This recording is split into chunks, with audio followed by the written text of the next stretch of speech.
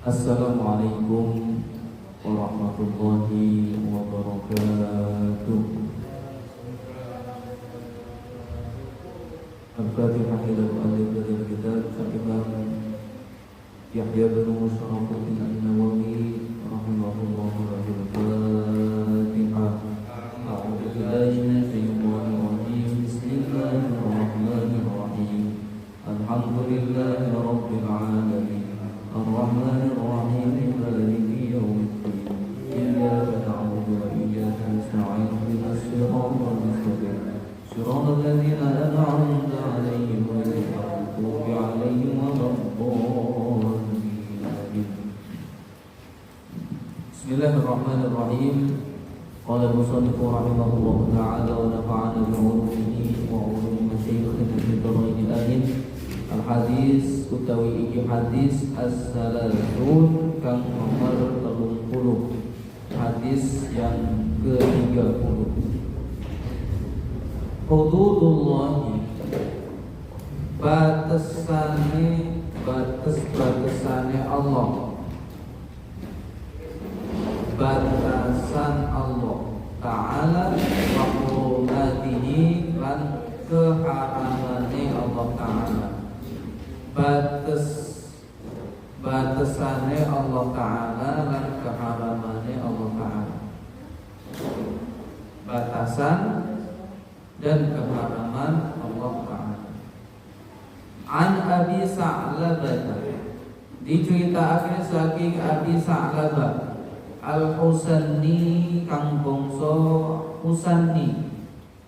Jursum rupane Jursumi bin Nashirin, rupane Jursumi bin Nashirin, Jursum bin Nashir radhiyallahu anhu, dari Abi Sa'labah Al-Husanni, yaitu Jursum bin Nashir radhiyallahu anhu, an Rasulillah sallallahu alaihi wasallam, saking Rasulullah sallallahu alaihi wasallam, qala dawuh sapa Rasul, dari Rasulullah sallallahu alaihi wasallam beliau bersabda,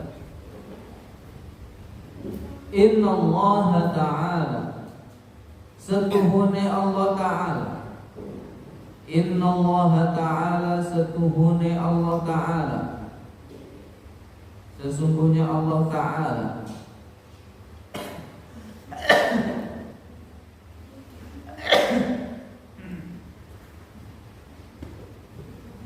iku faradha merduake sapa Allah, iku faradha merduake sapa Allah, memfardukan. Sesungguhnya Allah Ta'ala itu memfardukan faraidha ing pira-pira kefarduan, faraidha ing pira-pira kefarduan. Sesungguhnya Allah Ta'ala memfardukan beberapa kefarduan. Sesungguhnya Allah Ta'ala faradha faraidha, memfardukan beberapa kefarduan.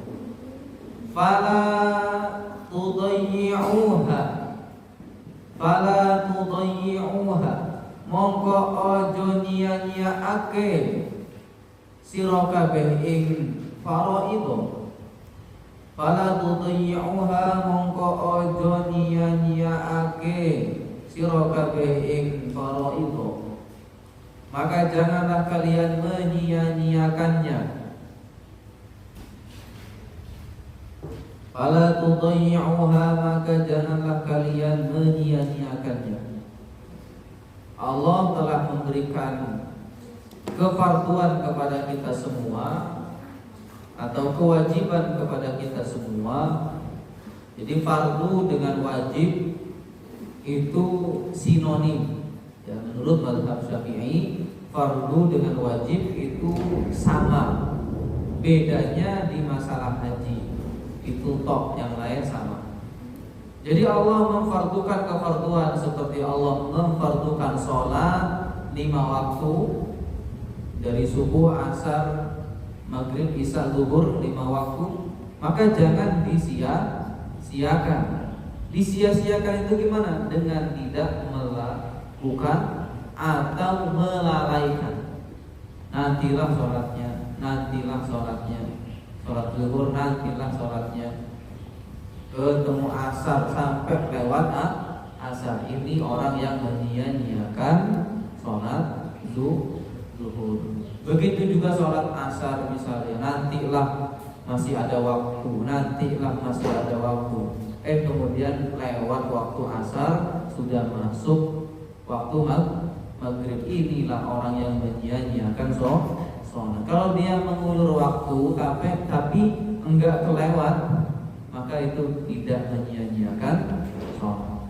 Misalnya nantilah ini kerjanya lagi nanggung asar nih, nanggung belum beres. Nanti setelah beres langsung saya sholat, beresnya jam 5. Kemudian jam 5 mandi terus sholat, itu masih ada waktu, ya kan? Ini tidak termasuk orang yang menyia-nyiakan sholat, tidak termasuk orang yang lalai dengan sholat. Orang yang lalai dengan sholat itu nantilah sampai lewat waktu asar, nantilah azan maghrib. Ini orang yang lalai dalam sholat. Ya, fawailul musallin alladzina hum 'an sholatihim. Ya, jadi orang yang celaka dalam sholat itu adalah orang yang lalai dalam sholat.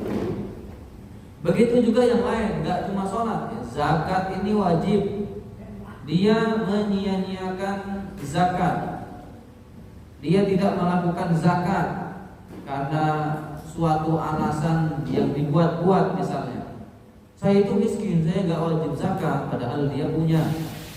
Ya, zakat fitrah nih, bulan Ramadan sampai udah mau lebaran, udah malam takbir sampai subuhnya.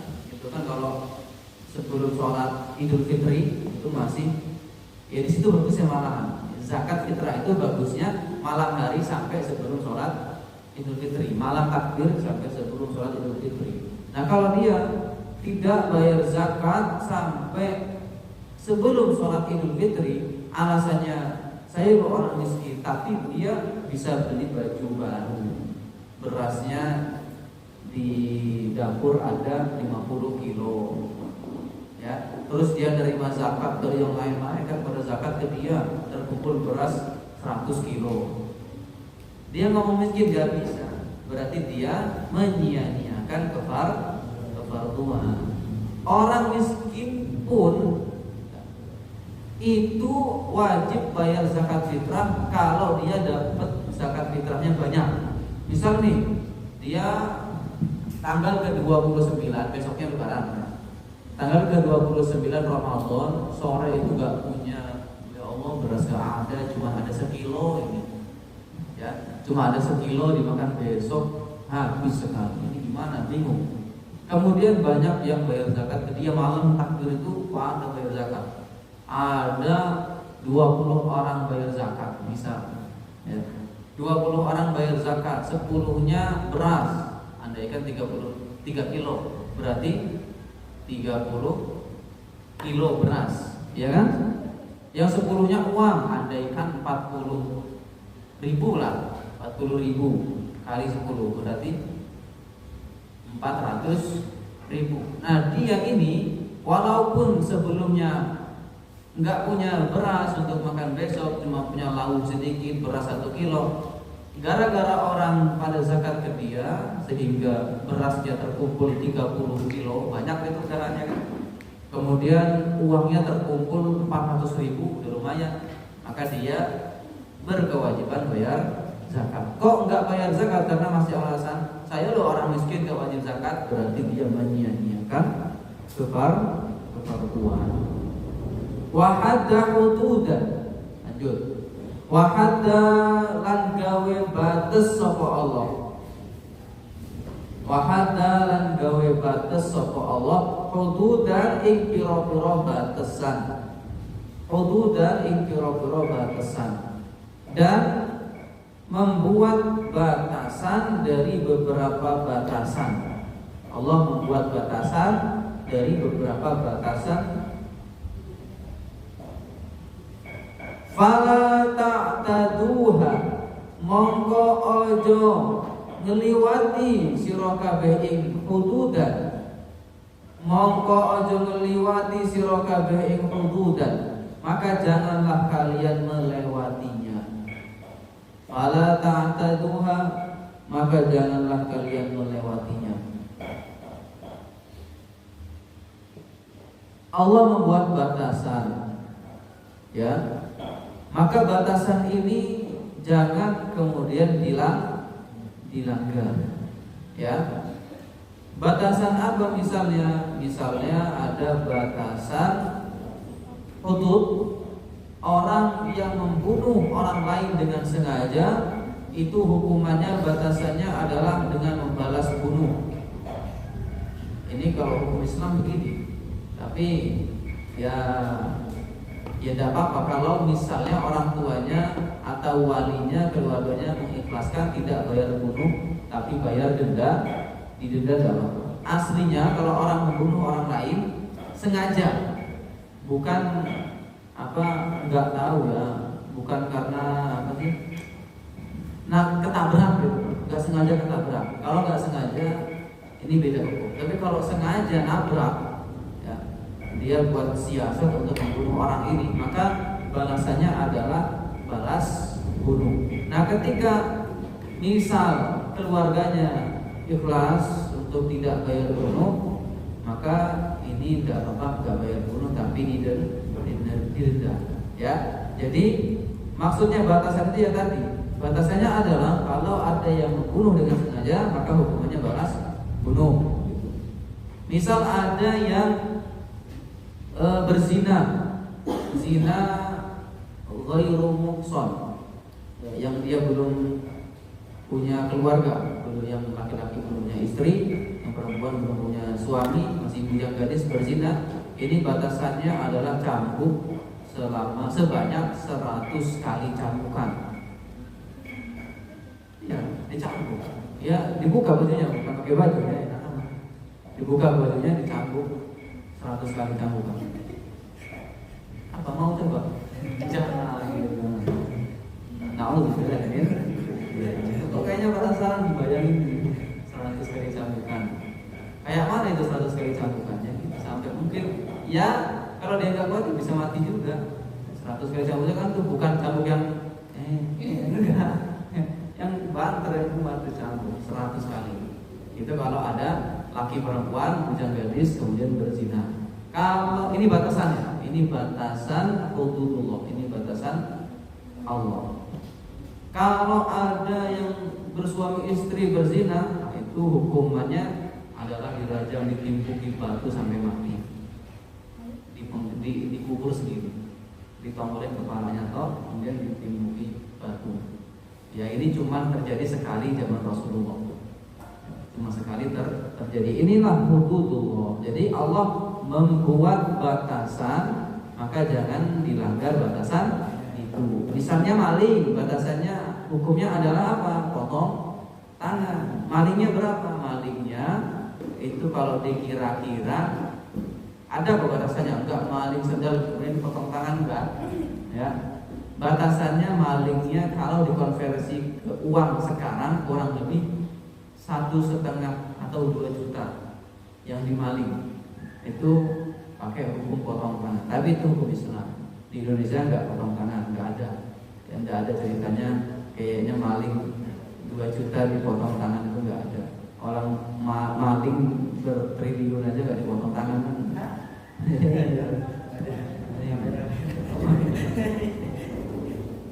Nah ya itu hukum beda lah. Di Indonesia ada undang-undang sendiri, ya enggak apa-apa, yang penting enggak bertentangan dengan syariat. Wa harrama asya'a lan ngaramake sapa Allah. Wa harrama lan ngaramake sapa Allah asya'a ing pira-pira perkara. Dan Allah mengharamkan beberapa perkara. Wa harrama asya'a, dan Allah mengharamkan beberapa perkara. Fala tantahikuha, mongko aja parek-parek sira kabeh ing asya. Fala tantahikuha mongko ojo parek-parek sira kabeh ing asya. Maka jangan kalian mendekatinya. Allah telah mengharamkan beberapa perkara, maka jangan kalian mendekatinya. Allah mengharamkan minum khamr. Jangan minum khamr, minuman keras, sepatu. Bukan ya, sebenarnya bukan minuman keras. Minuman bentuknya keras. Apa? Khamr. Ya kayak apa? Miras, alkohol, apalagi? Saya nggak apa nih minuman keras. Apa? Ya itulah yang memabukkan. Itu semua adalah khamr masuknya. Semua minuman yang memabukkan itu khamr. Maka semua itu adalah haram. Ketika diminum, ya berarti mendapat dosa. Ya, jangan ya. Ketika sudah diharamkan sama Allah Subhanahu wa taala sesuatu itu, maka jangan didekati apalagi dilakukan. Ya sudah, yang namanya haram dijauhilah. Ya. Yang haram dijauhi, yang halal didekati, ambil. Yang ada di antara haram dengan halal itu samar-samar, subhat, lebih baik dijauhi. Lebih baik, bukan kok ini wajib dijauhi, enggak. Ya, yang subhat itu lebih baik dijauhi. Kalau yang haram jelas-jelas harus dijauhi. Yang halal jelas-jelas harus diambil, didekati. Ya, yang samar lebih baik dijauhi. Kalau ada yang melakukan yang samar, ya sudahlah, itu juga apa ya? Bukan haram mutlak. Subhat itu bukan haram mutlak, cuma mendekati haram itu aja. Ya, itu mendekati haram. Semoga yang dilakukan bukan keharaman itu saja. Kalau bisa ya kita nasihat. Wasakataan asya'a lan kendel sapa Allah. An asya'a saking pira-pira perkara. Wasakataan asya'a lan kendel sapa Allah saking pira-pira perkara. Dan Allah mendiamkan beberapa perkara. Rahmatan krono welas asih lakum marang sira. Rahmatan krono welas asih lakum marang sira, karena kasihan kepada kalian, karena kasih sayang kepada kalian. Ya, rahmat itu kasih sayang. Ghairu nisyanin hale ora lali sapa Allah. Ghairu nisyanin hale ora lali sapa Allah. Sebagai kasih sayang kepada kalian, bukan karena lupa. Itu dicatat ke apa sih? Apanya? Kasih, nggak ada pinjam men, beli. Ya, jangan ini masa belajar gak bawa pulpen. Belajar gak bawa pulpen itu seperti berperang gak bawa pedang. Belajar gak bawa buku itu seperti berperang tidak bawa tameng. Belajar gak bawa buku, gak bawa pedang, gak bawa pulpen, itu sama saja berperang gak bawa tameng, gak bawa pedang. Nyerahin diri buat dibunuh. Iya, itu perumpamaan. Ya, jadi belajar itu harus bawa pedang. Apa pulpen? Buku ambilnya. Ya, kalau nggak bawa itu, ya mati. Pernah nggak bawa tameng, nggak bawa pedang, bawa pistol ya juga. Iya, pulpen itu senjata. Pulpen itu senjatanya. Ya berarti pistol pulpennya. Allah mendiamkan beberapa perkara karena kasih sayang, bukan karena lupa. Ya, gimana sih Allah ini di Quran kok nggak ada hukum ini? Allah ini lupa, ini nggak sopan. Ya, nggak sopan. Allah itu tidak mencantumkan di Quran sesuatu yang nggak ada di Quran, bukan berarti Allah lupa. Kalau sesuatu itu tidak ada di Al-Quran dan tidak ada di hadis Nabi, itu adalah perkara yang didiamkan. Artinya kalau perkara itu tidak ada hukumnya, jangan katakan haram. Ya, kalau perkara itu tidak ada hukumnya, jangan katakan haram. Sesuatu yang tidak ada itu asal hukumnya kalau di usul fikih halal. Ya. Boleh. Al-aslu fil asya al-ibahah itu. Jadi kalau di Al-Quran nggak ada, hukumnya gimana? Al-aslu fil asya al-ibahah. Asal segala sesuatu adalah boleh. Jadi kalau di Quran nggak ada, hukumnya apa? Kalau belum ketemu hukumnya, belum dicari hukumnya, kok nggak ada? Dicari kemana-mana nggak ada, maka hukumnya adalah boleh, jangan haramkan. Haram itu ketika ada dalil yang mengharamkan. Ya, halal itu ketika ada dalil yang wajib. Ya, wajib itu ketika ada dalil yang mewajibkan. Haram itu ada dalil yang mengharamkan. Kalau nggak ada dalil yang mengharamkan, maka kembali ke asal tadi. Asal segala sesuatu hukumnya boleh. Ya, jadi ketika di Al-Quran nggak ada, bukan karena Allah lupa, itu kasih sayang untuk kita semua. Maka bisa jadi sesuatu yang tidak ada di Quran itu hukumnya boleh. Tapi dilihat juga ini efeknya kemana. Kalau efeknya baik, ya sangat boleh. Kalau efeknya buruk, ya jangan. Ya, efeknya buruk jangan. Apalagi ada qiyas, kan hukum qiyas. Di Quran nggak ada. Tapi kita bisa membandingkan ini dengan ini sama. Oh, hukum ini haram, bisa. Di Quran nggak bahas itu. Tapi ketika dikiaskan ke ayat yang ini atau ke hadis yang ini, kok ini sama nih? Berarti hukumnya ngikutin ini. Ya silakan diharamkan, ya. Silakan dimakruhkan. Silakan disunahkan. Gitu. Tapi ketika dicari nggak ada, ya sudah, jangan dipaksakan. Hukumnya boleh.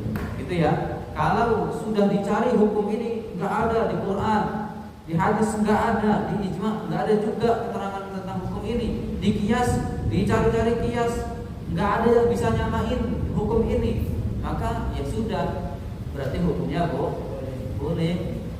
Ya, jangan kemudian diharamkan. Contoh, sholawatan. Sholawat itu ada di Quran malah ya. Yusholluna 'alan nabi ya ayyuhalladzina amanu shollu 'alaihi wa sallimu taslima. Ketika ada sholawatan sebelum sholat, ini kan ada yang membid'ahkan. Enggak boleh gitu. Sholawatan sebelum sholat. Apakah enggak boleh? Enggak. Ada hukum yang membolehkan. Allah bersholawat, berarti sholawat ini boleh, malah sunnah. Ya, sunnah. Tapi jangan pas setelah azan dong. Ya, sholawat itu mau dimanapun silahkan, yang penting jangan di WC. Kapanpun, dimanapun, yang penting jangan di WC gitu. Ya, sunnah, ya sunnah. Jadi habis sholat ya sunnah.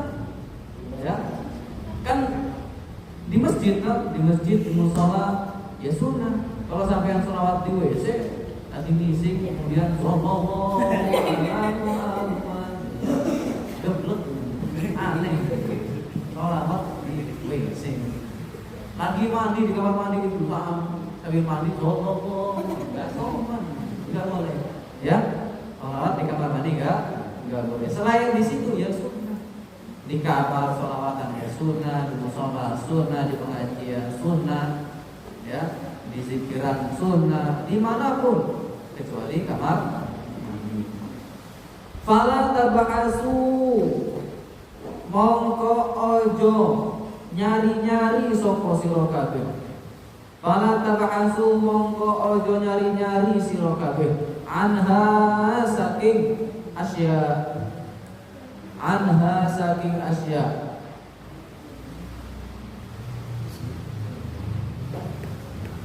Maka jangan dicari-cari.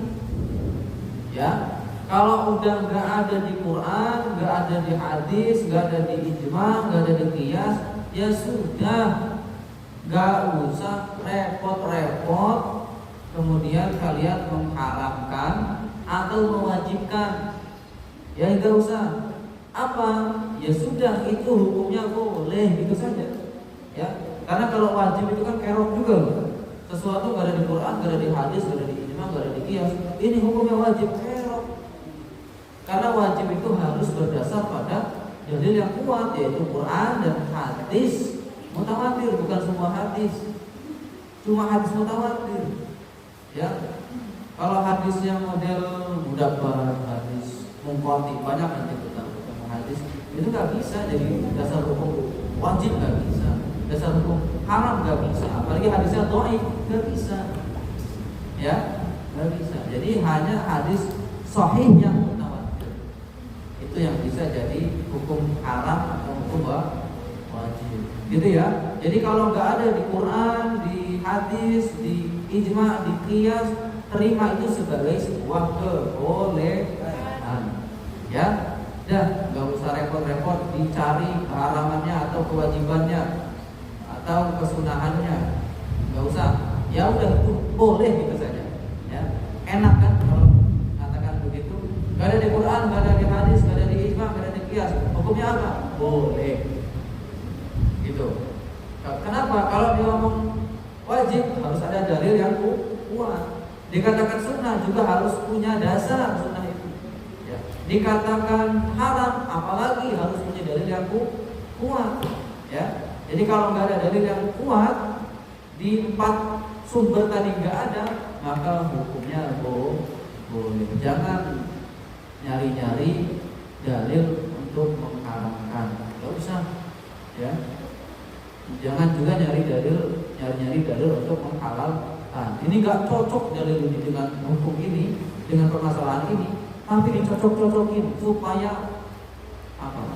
Supaya saya kelihatan benar, ya itu nggak boleh. Ya nggak boleh. Gitu. Hadisun hasanun rawahu ad-Daruqutni wa ghairuhu. Hadis hasan rawahu diriwayatake sapa ad-Daruqutni, Imam Daruqutni wa ghairuhu lan liyane Daruqutni. Hadis hasan riwayat Daruqutni dan yang lainnya. Allahu a'lam bishawab. Wassalamualaikum warahmatullahi wabarakatuh.